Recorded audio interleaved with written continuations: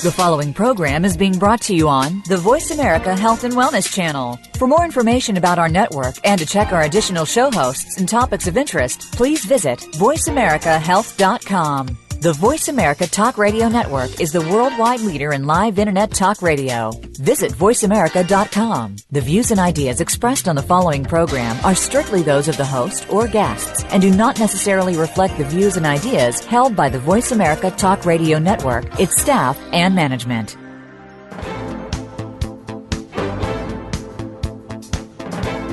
Welcome to Straight Talk with Sandra Reish. Are you trying to master the game of life without success? There are secrets and strategies to living your best life. We'll share some of them with you on today's show.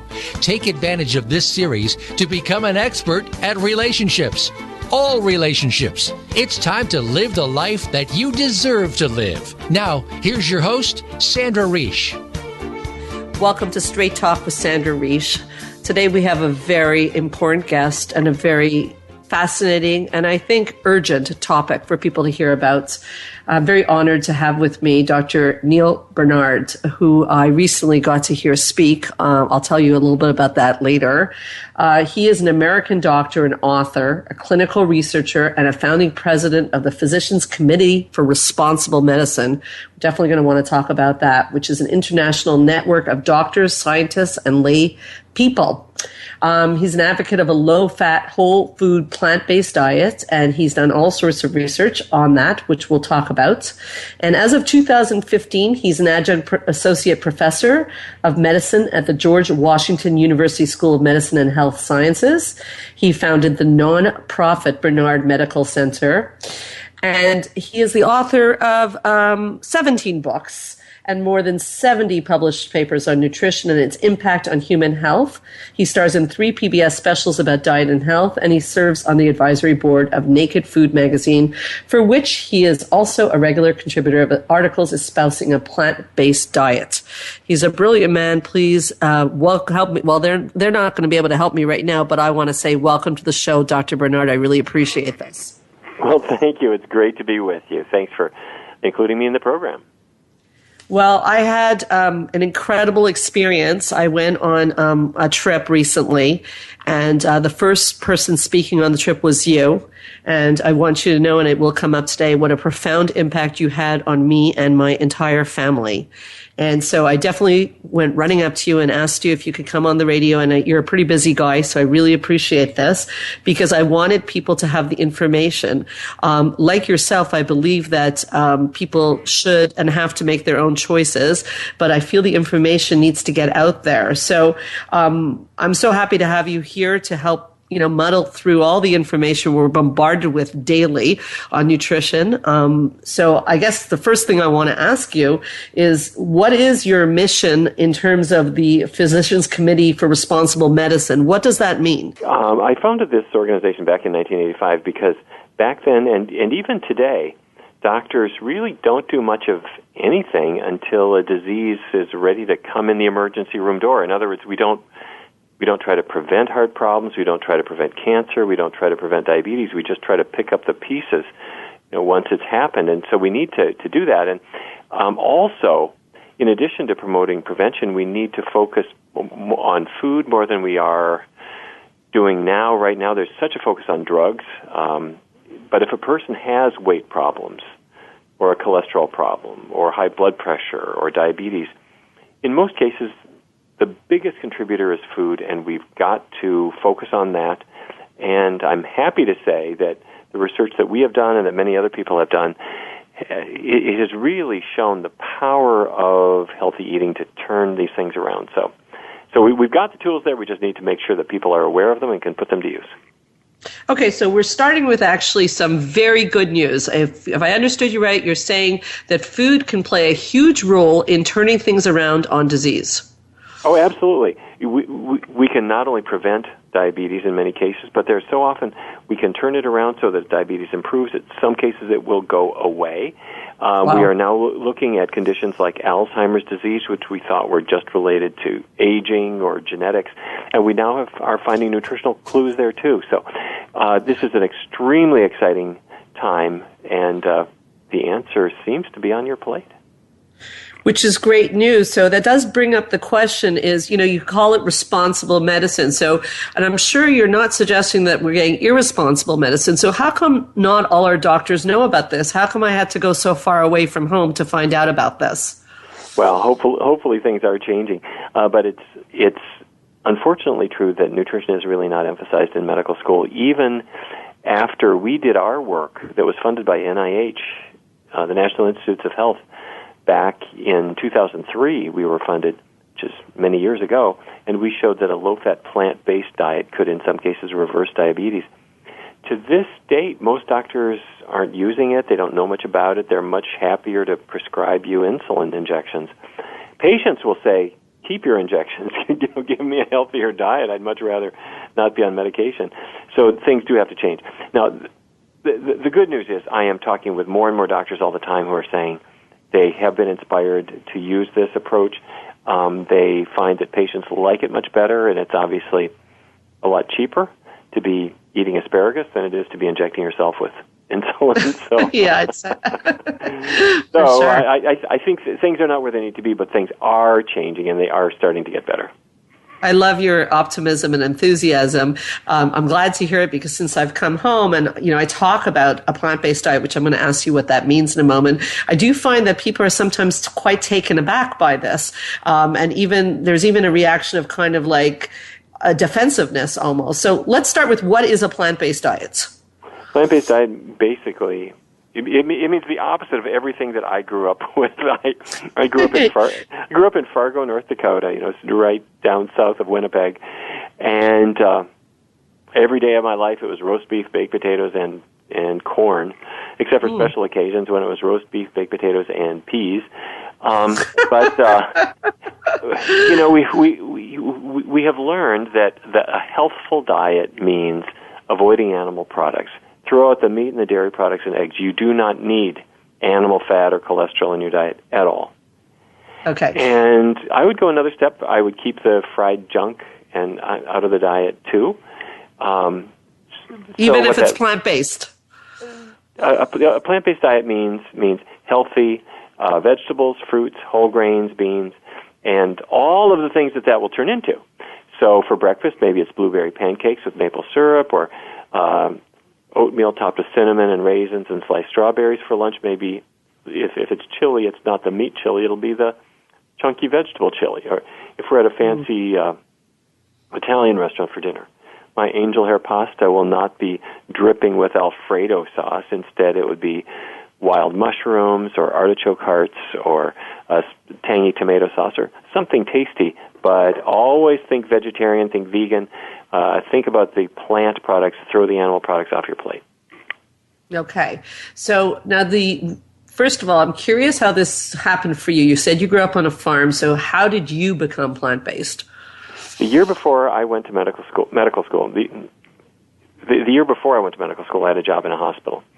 I was helping out at autopsies. A patient would die in the hospital, and I would help examine the body. And the pathologist knew that I was going to go to medical school, so he would show me everything. And he would show me the narrowed arteries to the heart, the narrowed arteries to the brain. He would say, Neal, this is your bacon and eggs breakfast.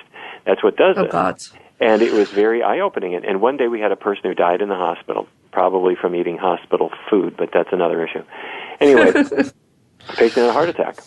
And to show me the heart, he pulled a big chunk of ribs off the chest, which you don't do with great delicacy. You just cut through the ribs and set them on the table. And he showed me the heart, which was filled with atherosclerotic plaque. And at the end of the exam, he wrote up his notes, and the pathologist then left the room. And my job was to clean up. So I took the ribs and I put them back in the chest and made them fit with the other ribs and sewed up the skin and everything. And then I went up to the cafeteria when I was done, and they were serving ribs for lunch. Oh, and my. I want to tell you that between the look of it and the smell of it, I couldn't eat it. It was a dead body. It smelled like it. Wow. And of course, it is a dead body. And as time went on, I started to associate the two. And research has shown us, obviously, that when people eat the bodies of animals, I know that's a peculiar way to put it, but they get cholesterol and animal fat, and their risk of diseases increases. And then, of course, we hear from our friends about other issues. They'll say, well, the animals do a whole lot better if you don't eat them, and the earth breathes easier if you follow a plant-based diet. There's every good reason to go in this direction. But those are the experiences that hit me. Wow. Okay, so you've mentioned, and I want to go through that our current North American diet, many of us eating meat and dairy causes diseases. So can you explain this to our listeners, what diseases and why would that be causing disease? Okay, well, the first one is just being heavy. You stand on the scale. A lot of folks in Canada are overweight, just like a lot of folks in the United States. About two-thirds of adults. Two-thirds of adults do not have the kind of weight that they would like to have. They have a body weight that's going to increase the risk of disease. Well, why would that be? Well, if you look at your plate, the center of it is some chunk of meat, whether it's a pork chop or fish or chicken or beef or whatever it may be, it's meat. And we're having cheese and dairy products and eggs. Because these foods are not from plants, they don't have any fiber at all, not a speck of fiber. And if foods do not have fiber, that means that they're not as naturally filling as they would be. So let's say I were to eat a plate of beans or some vegetables. They have a lot of fiber, and that fiber tends to fill you up, but fiber has effectively no calories. So the fiber fills you up, you push away from the table, and this is nature's way of protecting your body weight. Meat is not from a plant. It has zero fiber, so every calorie in that you get, and it takes a little bit longer for you to fill up. Cheese is not from a plant. It has no fiber, so it is very easy to dose yourself with 100 extra calories of cheese before you push away from the table. So why are people in Canada heavy? Because we do not have a plant-based diet. It's because what we're doing is we're eating animal products. Now, you can do the same with oily foods. I'm sorry, we lost you for... Did I fall out? You fell out. Can you just repeat that, Dr. Barnard? Oh, okay. Did you, when I was talking about how meat has no fiber and how dairy has no fiber, did we get I all had that. Just the last part about the cheese. Oh, okay. Well, what I was saying is that cheese, much as people may crave it sometimes, it is not a plant. It has no fiber. It is very easy to get 100 extra calories of cheese before you fill up. So it's really important to bring the plant products back into your routine. That means grains and vegetables and fruits and beans. So you're saying that on top of everything else, right away, the first link towards disease is weight. It right away brings our weight down. That's right. And the second thing is that animal fat causes your blood cholesterol level to rise, and that in turn brings on heart attacks. Number three, which is the number one killer in Canada. Number three, when you cook meat, carcinogens form on the meat. Chicken is the biggest source of these cancer-causing chemicals, but you'll also see it in beef and even in fish. When fish comes off the grill, it's got carcinogens on it that form as it is heated. Wow. About 1 in 3 women will get cancer at some point in their life in Canada. About 1 in 2 men will get cancer. If they were not eating animal products, their cancer risk would drop. And maybe the last thing to mention is diabetes. Diabetes is a condition where there's too much sugar in your blood. That sugar, glucose, is trying to get into your muscle cells to power them. That's what it's supposed to do. That sugar is trying to get into your liver so it can be stored there for energy for later. That's normal. If you have diabetes, the glucose can't get into the muscles where it belongs, and it builds up in the bloodstream. The reason that happens is because our greasy breakfast contributed particles of fat into the bloodstream. They got into the muscle cells, and when the fat builds up inside the muscle cells, it interferes with the ability of that sugar to get out of the blood into the muscle. See what I mean? The cells build up. When the fat clogs the cells, the glucose can't get inside. So when a person follows a vegan diet, a plant-based diet, there is no more animal fat left. And if they keep the oils really low, too, there's not much of any kind of fat.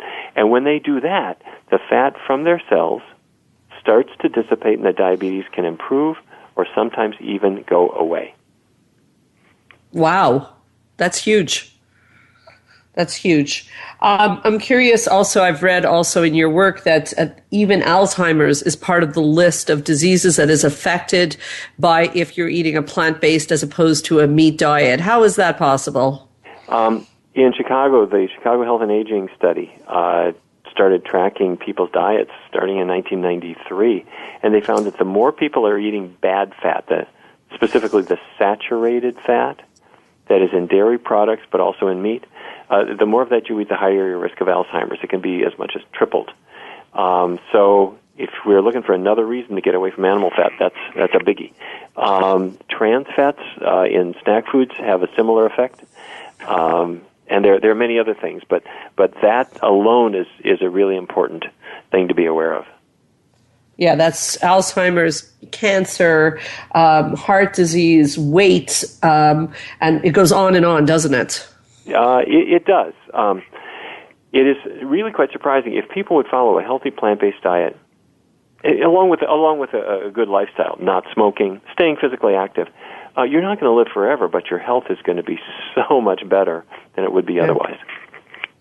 Okay. A quick question before we go to break. I did notice when researching you that you started out as a psychiatrist. Is that right?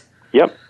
So my quick question for you is, since you have a psychological background, I was mentioning to you that there is in some of the population a great resistance against this, a sense of defensiveness. What is your feeling on that? Like, how do you understand that? Well, I think to some extent it's natural and even good for people to be a little bit skeptical of diet changes that are suggested to them. And when I say it's natural, if you were to go to Tanzania and look at chimpanzees, if a baby chimp wanders off and picks up some berry that their troop does not eat, that chimp's mother or sister is going to take that out of the chimp's hands. And animals develop certain eating habits that sustain them, and so they don't want to change that because so far so good. Humans are the same way. If somebody says, no, don't eat that, you should be eating this, they're naturally skeptical. They think, maybe this isn't really good for me. I think that's not such a bad thing. However, the foods that we are eating now, the foods that we have become accustomed to, they're killing us. They're causing problems. And until fairly recently, we didn't recognize it. We thought heart attacks are caused by being old. I got diabetes because of a genetic problem. We now know that food is the biggest controllable factor in these conditions. So it is important for us to take advantage of what is now known. The other thing, though, is there are a lot of fad books out there that one day it'll say, eat this, and the next day it'll say eat that. And so I think people have become a little bit weary with it. However, the one theme that has emerged very consistently is that plant-based foods are good for you. Vegetables are good. Fruits are good. Beans are good. Whole grains are good. That was true before. It's still true now. And that is the message. You don't need animal products. You're better off without them. That's a new idea for people, but it's really clearly true. I'm here with the brilliant Dr. Barnard. We'll take a short break. Lots more to come on Straight Talk with Sandra Reish.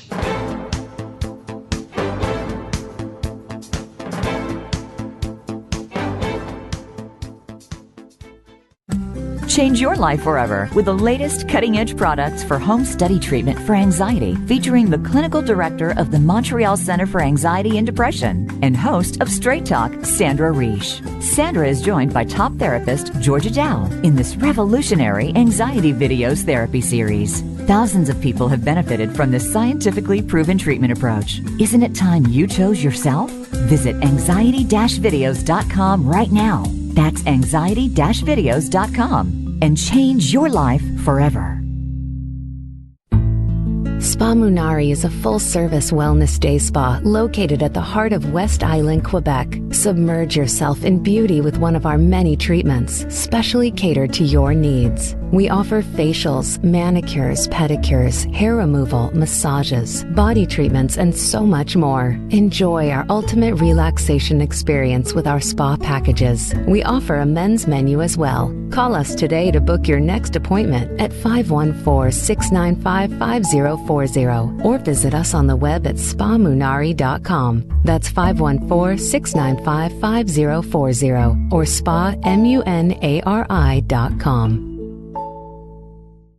Join the therapist who is affectionately known as the Couple Whisperer, Sandra Reish, on her famous couple retreats and change your life forever. Sandra offers couple retreats in beautiful locations several times a year that can radically change your love life. Couples describe her retreats as life-changing. Regain that loving feeling, bring your intimacy to a new level, and rediscover excitement and joy. Find out more at helpforanxietydepression.com or call 514-796-4357. We all want love and safety.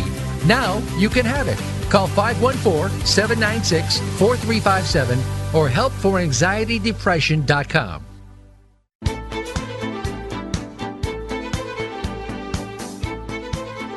You are listening to Straight Talk with Sandra Reish. To connect with the program today, please call 1-866-472-5792. Again, that's 1-866-472-5792. You may also send an email to info@helpforanxietydepression.com. Now, back to Straight Talk. Here's Sandra Reish. We're back, Straight Talk with Sandra Reish with Dr. Neal Barnard, Physicians for Responsible Medicine. We were talking about sort of the pushback sometimes, and I love, your positivity that it's normal for people to be skeptical, and I really don't think it's a good idea to go around telling people how they should eat. I mean, not you, but me. I certainly don't do that, but I noticed that, on the Facebook, you write an article, you put an article up, and there's a lot of resistance at times, and these are the things people say, so I thought, you know what? I'm going to throw them out at you. People say, don't we need red meat for iron? Doctor? You do. Well, it's nice that a person asks. You do need iron, but if you got it from red meat, the red meat came from a cow, probably.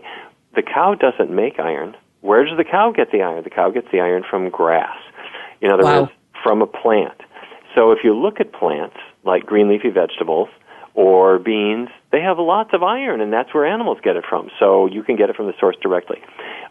If you look at, say, broccoli or spinach or Brussels sprouts, all of them, they've got lots of iron in it. It's highly absorbable. That's a perfectly good source of it. If you're drinking milk, that actually interferes with iron absorption. It can cut it by as much as half. So get your iron from plant sources, and you're going to do well.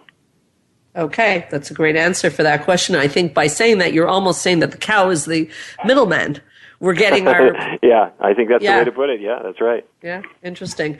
What about, the idea of complete protein? Our society is really big on this protein.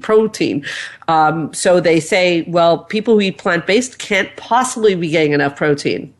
Well, you do get plenty of protein. And the short answer is plants give you all the protein that you need, including a person who needs a little extra protein, like an athlete. Plants give it all to you, no problem.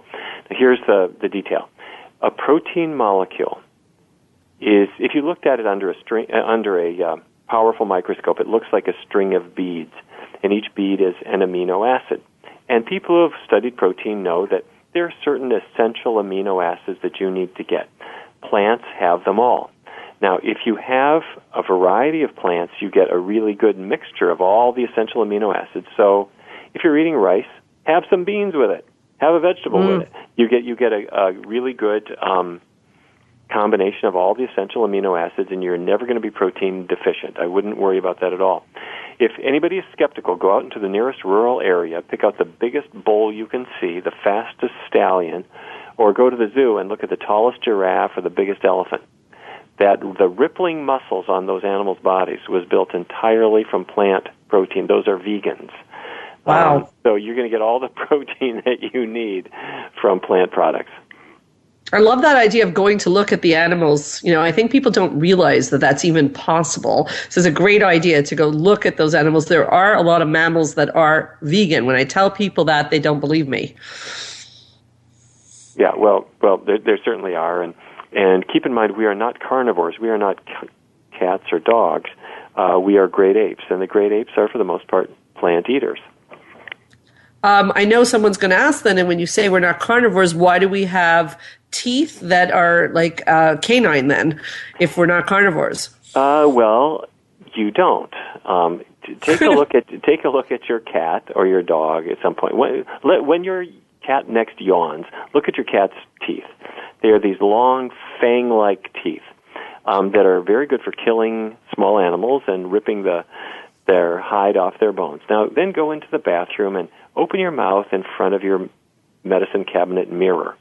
And what you discover is that your canine teeth are no longer than your incisors. And if you look back in time, that change occurred at least 3.5 million years ago. So it's really easy for a cat to eat roadkill, but if you tried it, you would have a really, really, really hard time. Yeah, I can see that. So it's not quite the same thing. Our teeth are not the same. It's not at all the same thing. Okay. So then I guess it begs the question, so where did meat and dairy eating come from? Is it evolutionary, or how did this happen?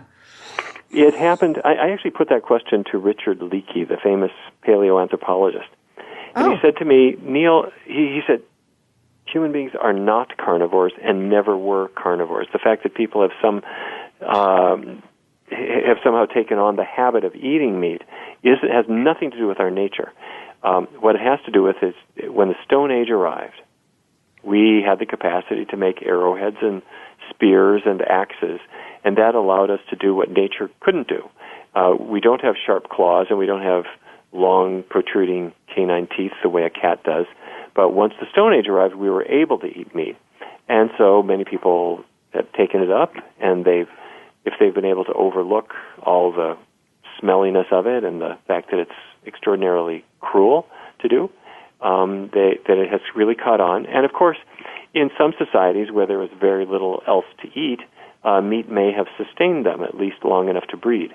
Now, meat eaters don't live as long as vegetarians, so overall it's not a good move at all. But you could imagine a marginal society where there was not much else to eat. It caught on.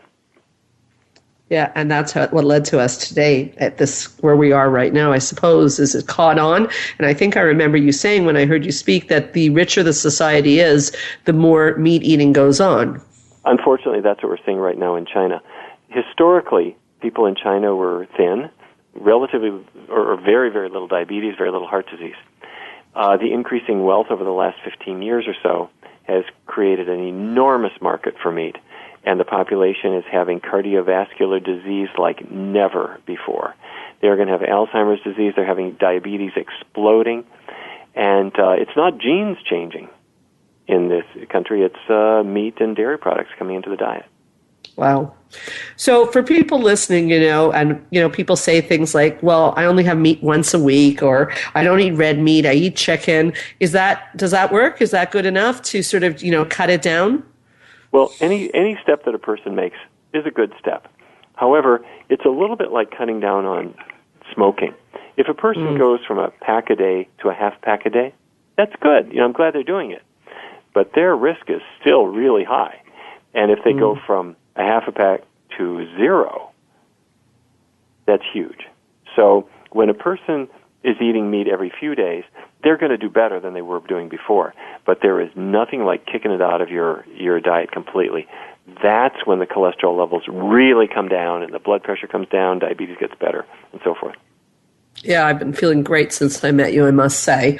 And this leads me to another talk I heard you give is on cheese, which is the one that people have a very hard time with. And so I'm wondering, what is it about cheese that makes us struggle so much to give it up? It really is a funny thing. It is a bit addicting, and I think it's really a couple of things. One is, first of all, to state the obvious, it's very salty. Salt is added as milk is curdled into cheese, and people get kind of hooked on salty things. It's also very greasy. It's about 70% fat, and we've learned a long time ago that fatty things like donuts and so forth are attractive, so it's salty and it's greasy.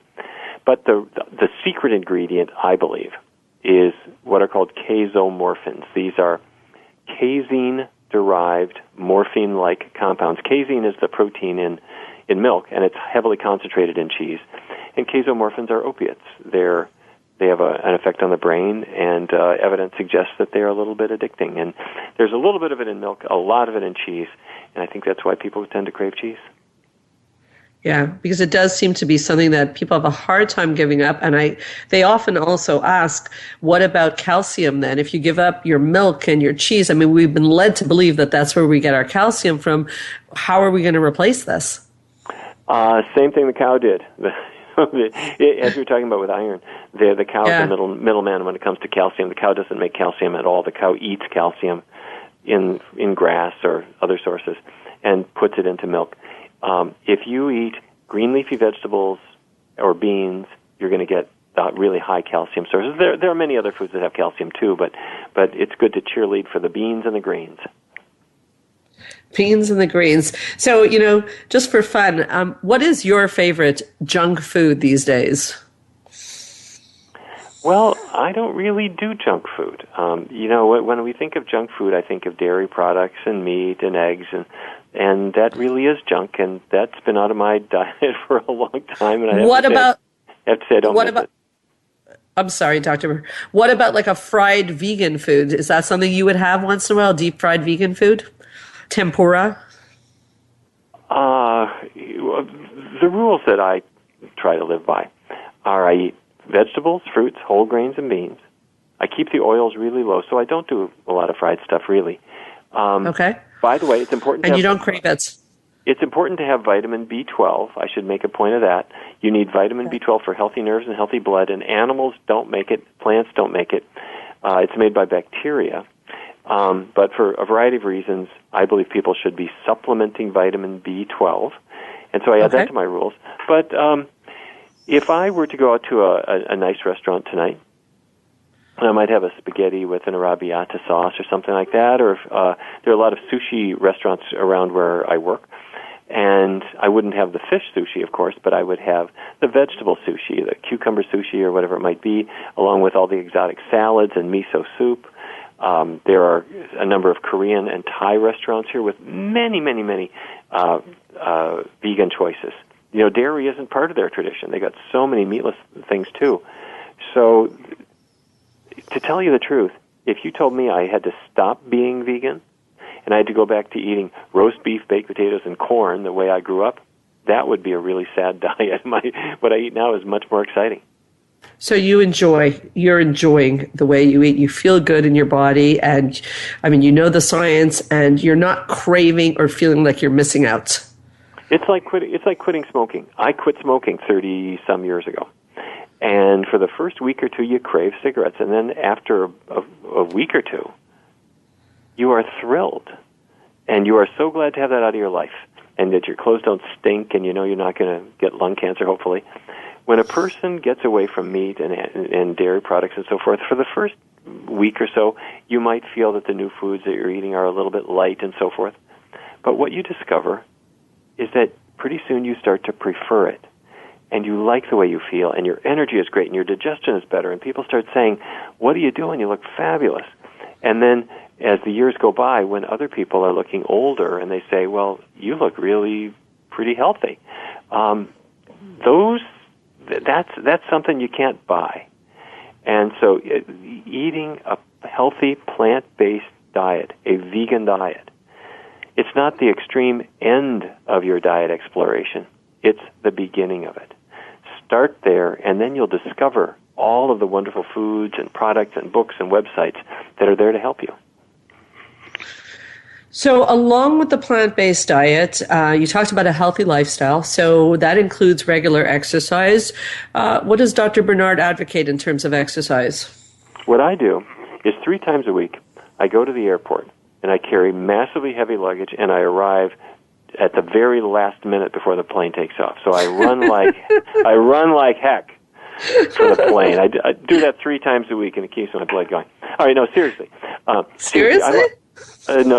Seriously, I like to actually go out for a run about 3 times a week. But if a person isn't a runner, I would say brisk walk 40 minutes 3 times a week. That's a good exercise program. So 3 times a week. It's important that it be not once every 6 months. 3 times a week is good, and at least a half hour, preferably more, of getting your heart pumping a little bit. Great. So we're going to take another short break. And Dr. Barnard, when we come back, I want to talk a little bit about some of the ethical things that you did discuss when I met with you. And I think they're important to bring up. And it's a touchy subject, but I would like to sort of review some of the things you mentioned to us and the audience went on the cruise, and go through the other factors, other reasons to consider a plant-based diet. We'll be right back We'll be right back with Straight Talk with Sandra Reish.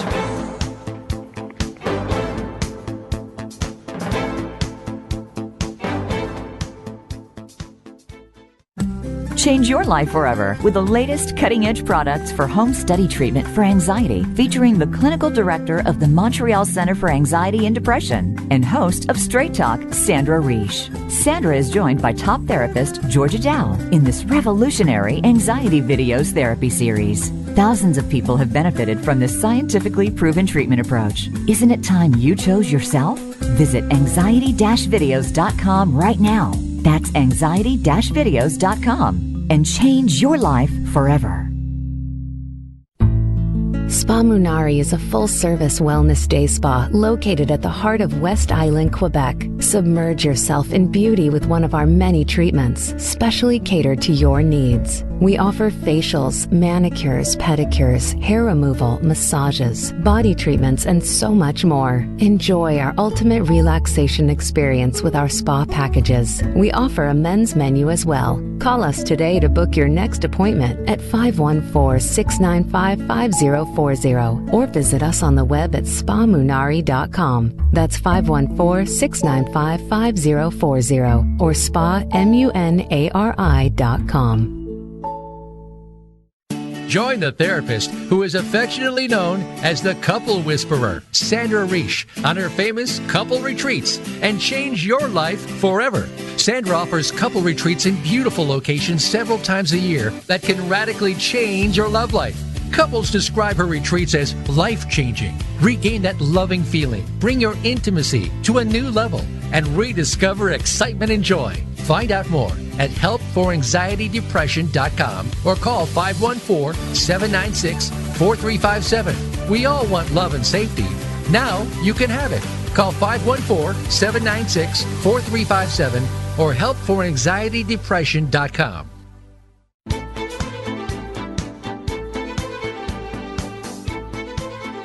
You are listening to Straight Talk with Sandra Reish. To connect with the program today, please call 1-866-472-5792. Again, that's 1-866-472-5792. You may also send an email to info@helpforanxietydepression.com. Now, back to Straight Talk. Here's Sandra Reish.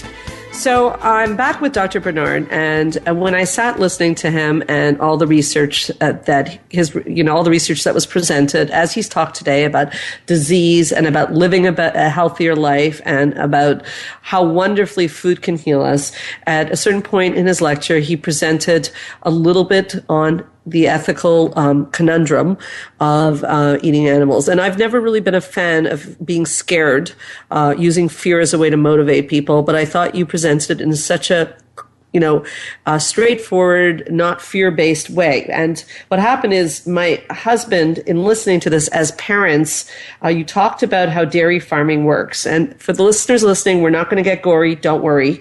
But as my husband and I sat there as parents, and I will want you to tell the listeners this, we had to really look at, as parents, how we felt about what you were saying. And my husband, who is a little bit more resistant to, all the research didn't convince him. But when he heard this story, we came home, and I don't know if you remember this, Dr. Barnard, but I did come up to you and ask you how I would talk to my daughter about this. I followed your exact advice, and it actually brought our family even closer together. So I don't want to be too mysterious. If you could take our listeners through how the cheese and milk production works in terms of cows being impregnated and what happens, so that people understand without getting completely freaked out where there is some difficulty that we need to consider as humans who care about a peaceful planet. Sure. For me as a physician, we tend to focus on fat and cholesterol and the parts of foods that hurt our bodies. So if I'm looking at a hunk of cheese, that's what we talk about. It's loaded with fat, it's got saturated fat and so forth. But then I often think that it's useful to look at the other side of it. Where did it come from? Because I have to say, when I'm talking to a 15-year-old kid, they're not so worried about cholesterol, but they want to know. Exactly. They want to know what happened to the cows to make this. And it's curious. So many of us have really no idea. And to state the most obvious thing that people don't think about is cows don't make milk. Cows don't make milk. Wow. Any more than a woman is making milk or your cat is making milk. Female animals only make milk when they have a baby. So for a cow to make milk, she's got to be pregnant. And then after she delivers, then she'll have milk for her baby. And, of course, if the baby drinks it, there isn't any left for us to take. So dairy farming relies on, number one, impregnating the cows, and the cows are artificially inseminated typically every year. And it's done in a way that's not very appealing, but you could go into any dairy, and if they will let you watch it, you see a man take his left hand, he puts a big sleeve from his fingers all the way to his shoulder. That left arm goes up the cow's rectum, and from the rectum he can reach through the intestinal wall and feel the uterus. And once he feels the uterus, then with his right hand he takes what looks like a knitting needle and puts it up the other orifice of the poor cow and injects what is going to cause the cow to become pregnant. I'm not going to go into too much more detail because people are already probably holding their stomach. The cow then is impregnated, and about 9 months later, just like in a human, the cow will give birth. If the calf were to take the milk, there's not enough left to make cheese, so you can't allow the mother to keep her kids. So the male calves are all sold off for slaughter as veal. And no civilized person is going to eat veal because they know how cruel that industry is. Well, there's always going to be veal as long as there's dairy. The females will join the dairy herd because you can milk them later. And every year, it happens every year, the cows are artificially inseminated, their babies are taken away from them, and the mothers cry out. They say, I don't care what species you are. The mother-infant bond is the strongest bond we have. And the dairy industry requires impregnating the women and removing their offspring so that we can have their mammary tissue produce milk that we are going to take. Yeah. And then by the time the cow is about 4, she's no longer earning her keep. She's not producing enough milk anymore. And so she will then be sold off as hamburger. And that's the way the industry works. Now, the female calves I mentioned, they're not sold for veal. They can join the dairy herd. Their horns are typically cut off. It's a gruesome procedure. If they get to them early enough, they call it disbudding. They remove the horn bud. But it's very creepy to see in any case. And just one piece after another of this industry is grotesque.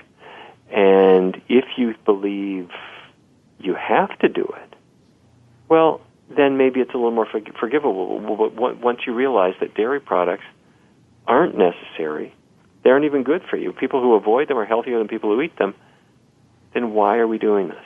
And the last thing is if you look at the mass of cattle in Canada, or take all of North America, if you put all the cows on one side of the balance and all the humans on the other side of the balance, the cows outweigh us. There are more than 100 million of them at any given time. Each one's as big as a sofa. Each one is busily belching methane that is a very potent greenhouse gas. The point I'm making, it's bad for you, it's bad for the environment, and it's bad for the animals, too. There was a time where you could debate that. That time is gone. We now know that this is a product we want to get out of our lives. Being in the psychology field and, understanding, as many people do, about the attachment between a mother and a child, that was very powerful for me. And I wonder, I've often wondered, all my life when I find out things, how come we don't all know this? So I know that we turn our backs sometimes on the gory details, but how come we don't know about them? Because I think that there's something that every person can relate to, the idea of their child being taken away from them. And one of the things that you presented is that there was like a headline you showed us from Newbury where there were like strange noises being heard. And you want to tell us a little bit about that? It's a little New England town where the police were called because there was this banshee-like wail that was going on and on all night long. And the newspaper reported it the next morning. They said the police were called and they wanted to reassure everybody that there was nothing mysterious happening in town. What it was the wailing of the cows whose calves had been taken away. It was calving season on the dairy farm. and they were crying out for their calves. And the police said, don't worry, that's just the way it is in the dairy, and it happens every year at the same time. And you have to think that's misery that the people are creating, and we don't have to do it, and it's time to stop it. Yeah, well, we don't, you know what it is, and that's why I so appreciate the work you do, is we just don't, I don't know if it's that we turn our back or we don't know this. We all know that animals aren't treated that well, but I don't think that we know the whole details of a mother giving up her child. You showed a picture of a cow crying. I mean, I certainly didn't know that cows could cry. And I don't think most people do, and I consider myself an educated person. So and that's one of the blockages, is how come we're kept from this? You know who else will cry? Is you should look at what happens when the kids who are raised on farms and they participate in the 4-H or the Future Farmers of America or whatever, and they raise their calf or they raise a sheep. And then they're going to sell them at auction, and they really hope that they're successful and they win a blue ribbon. And then after they raise it, and then suddenly something happens. Somebody takes that animal away. Yeah. And then they suddenly realize that their friend, whom they have nursed and brought up from infancy, is going to have his throat slit pretty soon. And you see these kids bawling their eyes out, and then something happens where they harden up, and they think, I don't want to be a sissy. And for the rest of their lives, they try to shut out the feelings of compassion, which actually would be good for them to remember. And this kind of hazing is something that does not enrich us as a culture. To have compassion is all too rare. And when you look at people who are vegetarian and vegan, these are the Albert Einsteins of the world. You know, as you probably know, he became vegetarian because of animals, and other very bright and very compassionate people have done exactly the same thing. And that really enriches our culture. Now, for me as a doctor, I have to say, your coronary arteries don't care why you change. If you change because of the animals or for some other reason, it's all to the good. Right. So it could be purely selfish. I want to live a longer, better quality life. I want to take weight off. Or it could be that I'm concerned that mothers' children are being taken away from them. It really doesn't matter at the end in terms of the coronary arteries. In terms of our society, I think you make a very good point. It reminds me of, you know, that famous poem of when we don't care about another culture and they take them away and eventually they come for you. It's the same concept, is if we're turning on animals and if we're turning on people, how can the world become a more compassionate place? So it is an interesting point for people to consider, because being a parent and imagining that, and that's exactly how we explained it to our daughter, who, you know, I mean, she's 10. She likes ice cream. But the idea that we don't want to hurt animals was one that she could wrap her head around. Like you said, she's not worried about cancer at 10 years old. But she can imagine somebody doing this to her. And yes. She can say, I can't do this to somebody else. By the way, let me come back to some other thing. We sometimes think that taking care of your health is self-centered or whatever, but let me say that taking care of your health is a really important thing to do. If I'm a dad and I'm risking my health, I could be endangering my 7-year-old daughter. This is true. She needs a dad who is there with her. She doesn't need a dad who's having a heart attack. And she needs somebody to model for her what good behavior is and what a good diet is. So taking care of yourself is a really, really, really important thing to do for other people. Yeah, I see what you're saying, and I agree with you 100%. I guess I was just making the distinction with the animals as opposed to your own health. But you're right, your own health is going to impact your family, and quite frankly, I find my mood has changed. I don't know if there's a lot of research on it. There you go, yeah, sure. It's quite I feel very happy. Now, we're almost out of time. A couple of quick questions from some listeners. What about sugar? It's not meat. Is it a problem? Sugar is not really health food. Now, having said that, there are natural sugars. Apples and oranges and fruits have sugars that are good. They power your body. However, if you're having lots and lots and lots of sugar thrown into a soda, that's calories you don't need. However, it's, to my view, sort of number 3 or number 4 on the problem scale. I'm going to start off with meat and dairy and eggs really being the big problems. And once you get away from those things, then you want to improve your diet and get away from the sugary junk too. What about fish? We didn't get to fish. What about fish? Is it okay? Is it not okay? Not okay. fish is, when you're eating fish, you're eating a mussel just like you're eating a mussel from a cow or a chicken. Now, it has cholesterol, it has bad fat. The reason people try to say, well, fish is better is it does have more omega-3. Those are the good fats. However, most of the fat in fish is not omega-3. And secondly, fish is extremely high with toxins, worse than just about any other food. So, and plus, if you're talking about the humane aspects of it, fish isn't particularly keen to be eaten. That's why when you hook them, they struggle and fight and try to get away. Of course, we turn a blind eye to that, but from the health standpoint, no, fish is more like meat than it is like broccoli. Wow, okay. And one more quick question before we start to wrap it up is soy. Okay, so soy we heard years ago was linked with breast cancer for women, and now we're hearing that soy is okay. What's the truth here? The truth is soy is okay. And the detail is that back in the 1920s, scientists discovered that in soy products there are compounds called isoflavones. Their chemical structure looks somewhat like estrogen. It is not estrogen, but it looks somewhat like it. So many people had the idea, what if these compounds are estrogen? What if wouldn't they cause a woman to develop breast cancer? And if she's got cancer already, wouldn't these make the cancer grow? Well, we've had time to test this. And there have been something along the line of 45 different studies showing that when women consume more soy products, tofu and soy milk, their risk of developing breast cancer falls. They're at much less risk. If women avoid soying, they're at higher risk. So something about the soy products helps prevent breast cancer. And then we have more than 10,000 women who have had breast cancer in the past, and then they were tracked to see if they would survive or not. The women who consume the most soy have the best likelihood of survival. Their risk of recurrence is cut by about 30%. So you don't need soy products. You do not need tofu. You don't need soy sausage, soy bacon, or soy milk. But if you have them, they are much healthier than what they are replacing. They're better than the meat burger or the dairy milk. And your risk of developing cancer is probably going to be cut by about a third. Amazing. Dr. Barnard, you're changing our world. How do people find you? Well, thank you. Our website is pcrm.org. That stands for the Physicians Committee for Responsible Medicine, pcrm.org. And if you're thinking about jumping in, try our Kickstart program. It's 3 weeks' worth of menus, recipes, all provided to you in a daily email for free.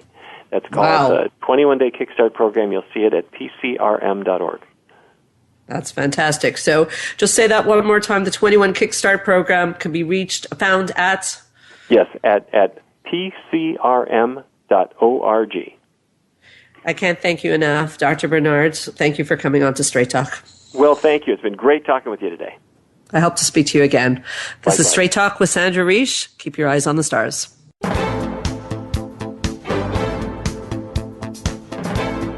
Thank you for listening to Straight Talk with Sandra Reish. We hope you've enjoyed today's show, and we'll tune in again next Thursday at 3 p.m. Pacific Time, 6 p.m. Eastern Time on the Voice America Health and Wellness Channel. Now, go live your best life.